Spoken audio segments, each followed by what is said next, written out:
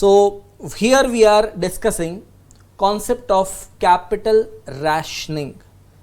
Now first of all, you need to understand the meaning of the word rationing, and then we talk about capital rationing. So just imagine that you are all students sitting in class. That means you are sitting in my classroom, and I have got some chocolates. I have got some lovely chocolates, and I want to obviously distribute it to you because I don't eat chocolates. Now these chocolates, I have maybe hardly 20-25 units of chocolates, nice chocolates, mouth watering, and there are maybe more than 500 of you who are watching this class. So in the classroom, if 500 students are present and I have only 25 pieces of chocolates, I cannot give chocolate to each one of you. I will give to some people and I may not be able to give to all. As a result, I'll have to set a criteria. So the criteria I would set is whoever solves the question first will be getting a chocolate, or whoever presents the solution very nicely will be getting a chocolate. So I have to arrive at some basis of performance where I start rationing.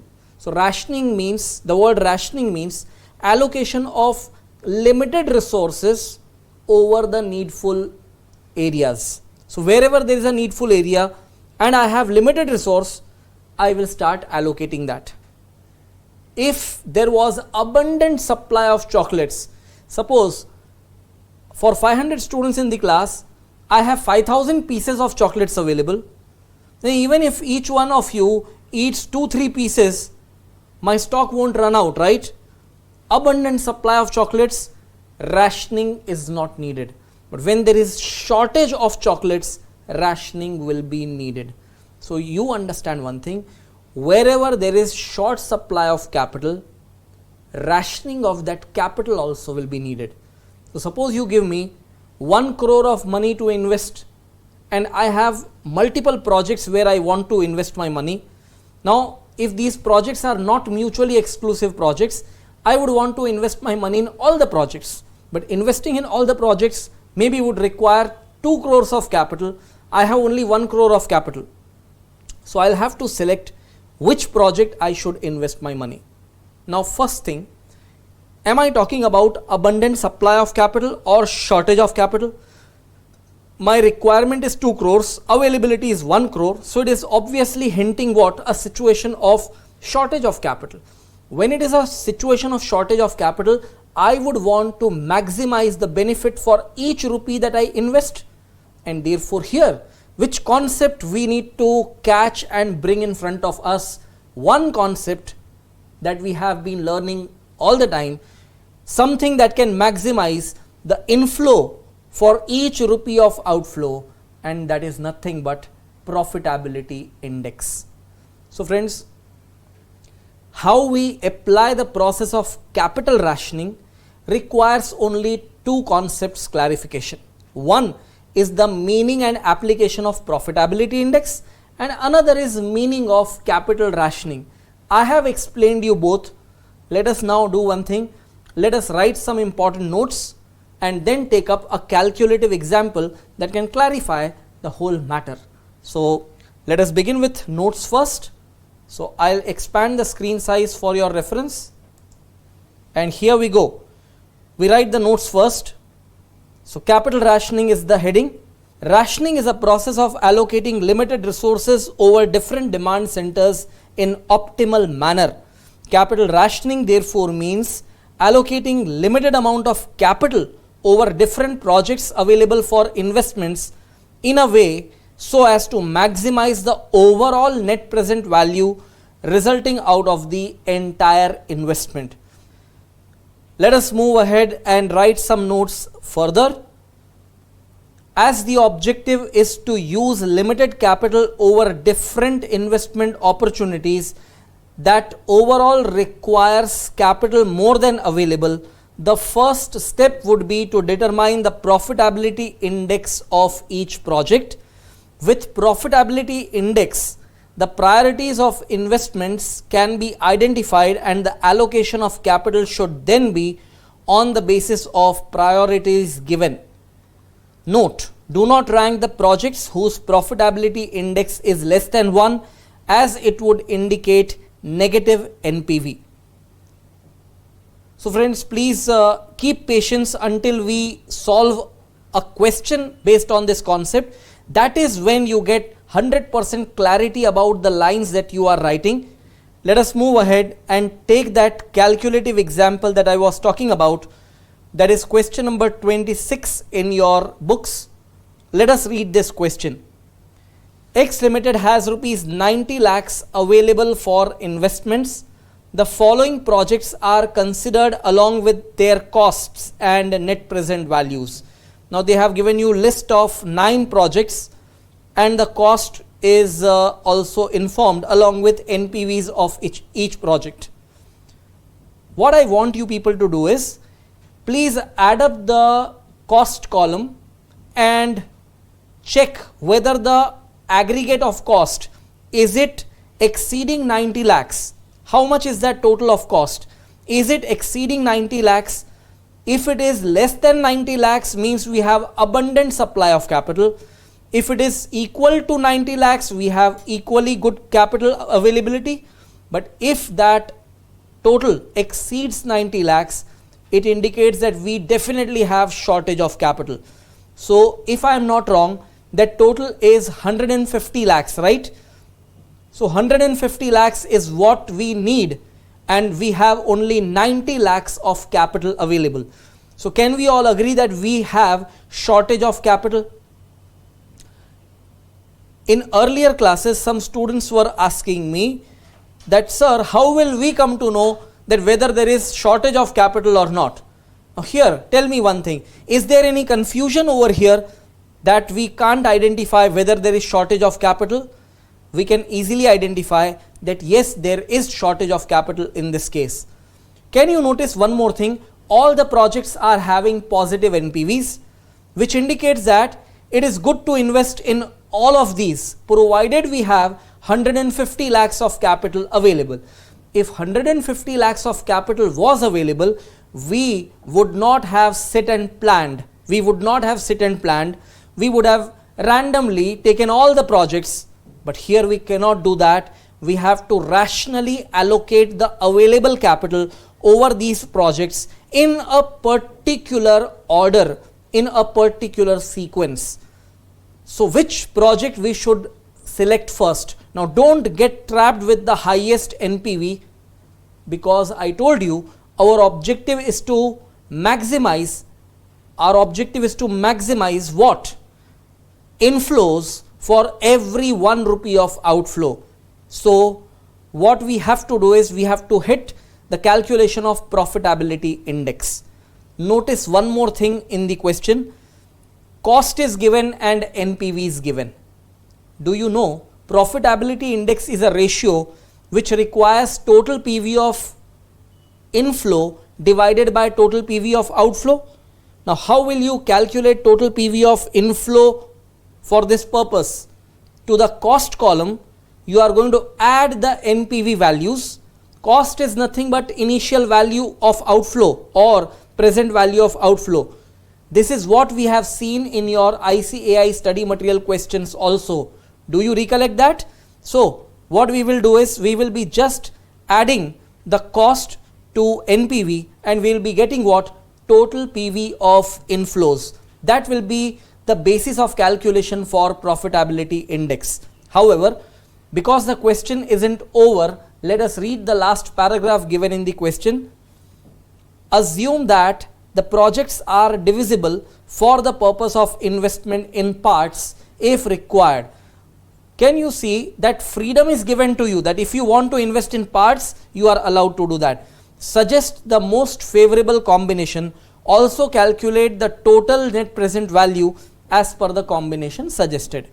So what we will first do is we will obviously compute the profitability index. Now let me show you how to present your solution. Working note number 1, ranking the projects on the basis of profitability index, that is PI. We'll be writing all the figures in rupees lakhs, and now we just write up the list of projects, that is 1, 2, 3, 4, 5, 6, 7, 8 and 9. 9 projects. We will write down their costs, whatever reported in the question, and we'll also write down their NPVs, whatever reported in the question. What we should do now is the aggregate of cost and NPV will provide us the information about what? Total PV of inflows, right? And that we will set out for each project. So for the first one it is 10 plus 2, 12 lakhs. For the second one it is 12 plus 3, 15 lakhs and so on. Now we are in a position to compute profitability index comfortably, correct? So to compute profitability index, what you would do? Total PV of inflow divided by cost, correct? So what will be the profitability index for each of these projects? The first one will be 12 lakhs divided by 10 lakhs, second one will be 15 lakhs divided by 12 lakhs and so on. Now what you are going to do is you are going to identify the rankings, that is from investment viewpoint which project you should rank first. If at all you have already started writing, I would request you not to write. I will give you sufficient time to write. Please pay attention to this step. This is very, very important. Can you tell me which will be the first rank, the top priority project? The top priority, the basis has to be profitability index. First rank will be given to project number 5 because it has highest profitability index. Second rank goes to which project? Project 8, of course, because it is having the next highest profitability index. Third rank would go to which project? Now here we have a tie. Here we have a tie. Unlike IPL, there won't be any super over here. So how would you match the situation over here? How will you manage with this situation? Both the projects, that is project number 6 as well as project number 2, both of these projects are giving you equal profitability index. When you are indifferent from the viewpoint of profitability index, simply consider both of them as third rank, but on priority still you have to consider one of these projects on top. So what we will do is we will first prefer the one between the two, whichever has higher NPV, whichever has higher NPV. So now tell me which one is better between 2 and 6. It will be 6 which will be given third rank. Actually speaking, project number 2 will also be given third rank, but between the two we will prefer which one first? We will prefer 6th project first and then the second project. Same way I can see the 4th rank also would go to 2 projects, correct? 4th rank, there is again a tie, check. Don't you find a tie between project number 1 and project number 4? Both of them have same profitability index, but still between the two we have to prefer one. So which one we would select first? The one that gives you better NPV.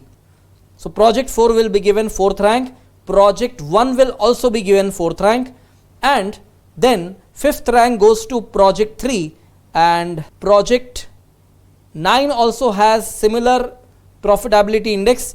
So same ranking goes to project 9 also, that is 5th rank, and 6th and last rank goes to project number 7. So this is how we are going to apply the process of ranking, and what will be the utility of this ranking we will observe in the next working. Now please pay attention to one thing. The moment I show you the working ahead, don't just start writing again. First understand it. Understanding it is really important. Yeah. So working note number 2, allocation of available capital of rupees 90 lakhs over various projects on the basis of ranking given above. So I have asked you, don't rush up with the writing work. Understand this working, that is more important. we start with the balance of capital. So in the first line, look what I am doing. I am just putting dash, dash, dash, dash everywhere, and in the balance of capital I would write 90 lakhs, showing that we have 90 lakhs available in hand. Now we take the first rank, that was project number 5, NPV of which is 9 lakhs and its cost is 15 lakhs, correct? Its cost is 15 lakhs, and out of 90 lakhs of capital, I repeat, out of 90 lakhs of capital, we are going to allocate 15 lakhs over project number 5. So the balance of capital will be 90 minus 15, that is 75 lakhs. What does this indicate? This indicates that out of your 90 lakhs of capital, you have already planned the allocation of 15 lakhs on project number 5. Now the balance capital is 75 lakhs in hand, and now we go to the second rank, which is project number 8. Here the NPV is 10 lakhs and cost is 25 lakhs. This allocation would draw 25 lakhs out of the balance of capital of 75 lakhs, and what you are remained with is just 50 lakhs. Now comes the third rank, which is project 6, and NPV of which is 4 lakhs. Its capital requirement is 16 lakhs. So from 50, 16 gone. What remains is 34 lakhs. Now again another third rank project, which is project number 2, which has NPV of 3 and cost of 12. 12 drawn out of the old balance of capital, that is 34 lakhs. Your balance of capital that now you have is just 22 lakhs. With this, you go with fourth rank, project 4.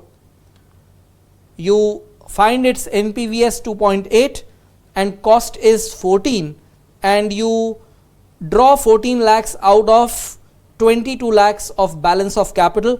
What you are remained with is just 8 lakhs. And now the another project with fourth rank was project number 1. But can you notice one thing? Project number 1 has initial cost of how much? 10 lakhs. And we have how much capital available? 8 lakhs. So here we need not use our brains for using trial and error, because we already have a possibility that the projects are divisible, correct? So instead of 10 lakhs, we will invest only a proportionate amount of 8 lakhs in project number 1. But obviously in that case, we will not be getting the entire NPV. We will not be getting the entire NPV. So can someone think and tell me what would be the proportionate NPV that you would get? NPV of project number 1. NPV of project number 1 is actually 2 lakhs. 2 lakhs of NPV you will get when you invest 10 lakhs. So what if you will invest proportionately only 8 lakhs? So you will be getting proportionate NPV only 1.6 lakhs. How we got 1.6 lakhs? We will definitely show it by way of workings, and the cost that you are now applying on this is just 8, which is nothing but the balancing figure, and balance of capital will be nil. Now we will show how we got that 1.6 lakhs of proportionate NPV, but if you take the total of NPV, it is 30.4 lakhs. Now after this allocation is completed, you make any other allocation, it will not result into an NPV greater than what we got by even a single rupee. It is impossible, because we have attempted to maximize what? Inflow for every 1 rupee of outflow. Means every 1 rupee going out of our pocket is sensibly invested, and therefore there is absolutely no problem of any shortfall in our benefits. We have taken maximum advantage, maximum benefit of the available situation. Friends, this is the real utility of profitability index, and it is only after learning this whole segment you can relate everything right from the point when we started learning about profitability index. Let us move ahead and write the conclusion over here, and before the conclusion we would just show a small working as in how we got that proportionate NPV of 1.6 lakhs over there.